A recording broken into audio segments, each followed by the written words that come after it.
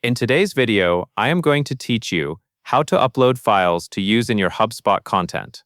Uploading files to Hubspot is a quick process, and it gives you a central place to store assets you can reuse across your content.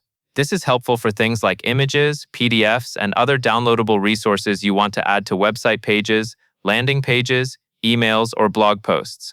Before you begin, make sure the file you want to upload is saved somewhere you can easily find on your computer, like your desktop or a project folder, and take a moment to confirm you are uploading the final version so you do not create duplicates later. Start by logging into your Hubspot account and looking at the main navigation. From there, go to Content. In the Content area, select Files.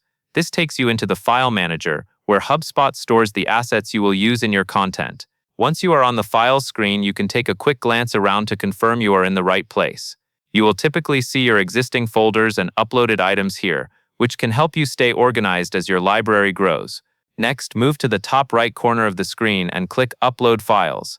This opens the upload prompt so you can choose something directly from your computer.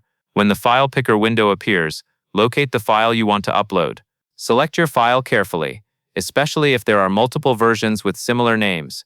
If you want to keep things tidy for later, it is a good idea to use clear file names before uploading, since that makes searching and reusing files much easier inside Hubspot. After you have selected the correct file, click Open. Hubspot will begin uploading it, and once it finishes, the file will appear in your file library. At this point, your file is available to use in Hubspot content wherever file selections are supported, and you can return to the Files tool anytime to manage or locate it again. That covers everything you need to know, and that is all there is to it.